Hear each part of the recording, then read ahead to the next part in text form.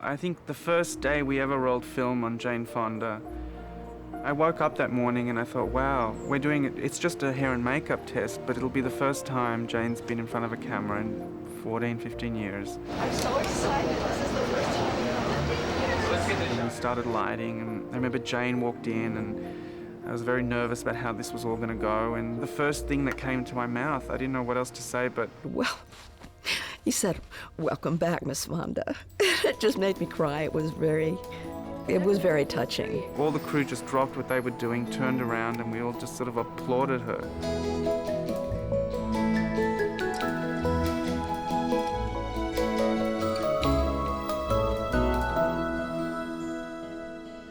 The script of Monster-in-Law came in a different way than scripts usually arrive. This one was prefaced with a flurry of phone calls. And it was like, I don't know, this vibe was just sent out and people started calling my agent.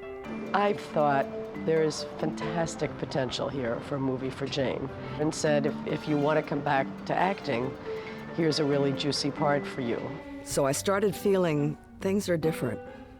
How would it be if I went back to this profession that I was in for so long? I heard Jennifer was interested in it. They were like, Jane Fonda might be interested to do this, and I was like, that would be really cool. After they said her name, I couldn't picture anybody else. I didn't want to do it with anybody else.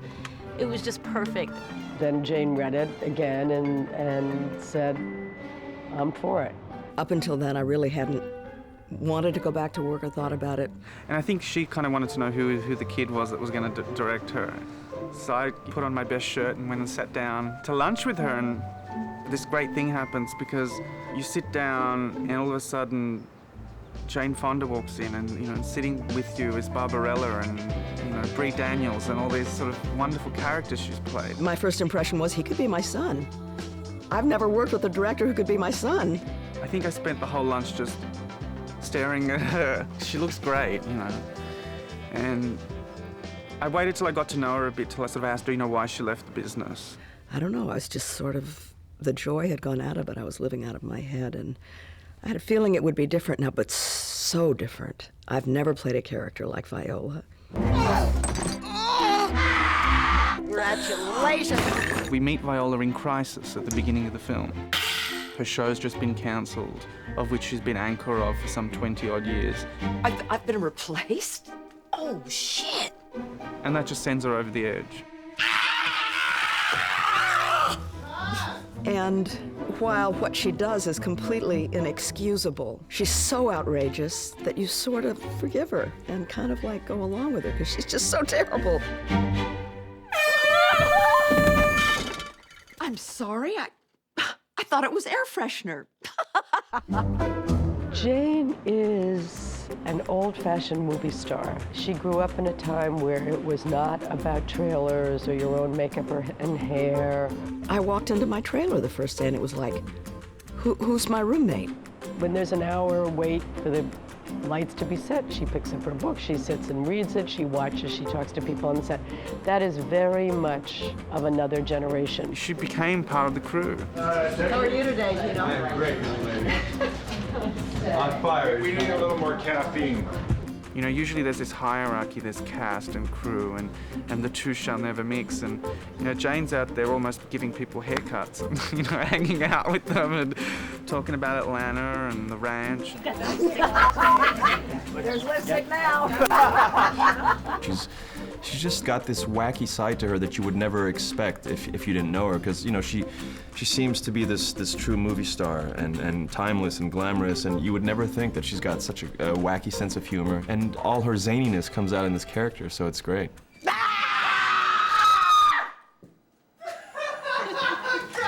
To be able to work with an actress of her legendary status was, for me, going to be very exciting. She brought so much to every single one, and because we had a certain sort of chemistry where we pushed each other, and that's exactly what we needed to make this movie work. Ruby! Ruby, I need a bottle of champagne. We're going to celebrate. May I have the keys to the liquor cabinet? What key? So I was like, oh my, I'm working with Jane Fonda? There's no key. Ruby, give me the key.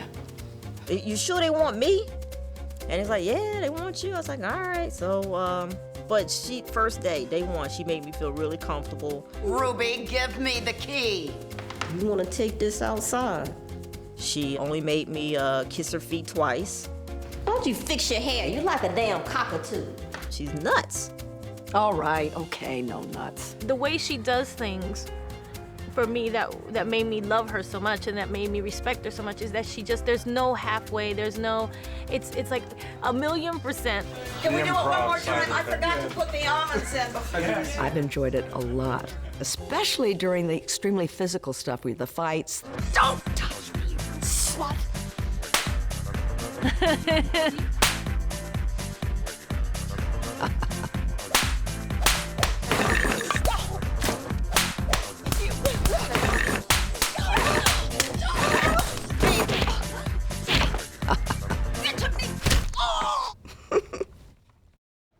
Yeah, very intimidating. Very intimidating when a older woman whoops your ass. Like when I knee her in the groin and she goes down and it wasn't in the script and everybody kind of went, Jane Fonda has this sort of incredible body. She's got the body of a 30-year-old. Hello, everyone. Welcome to the rehearsal dinner. She's in great shape. Great shape. She says she has like a 2,000-acre property, so that's a long walk to get the mail.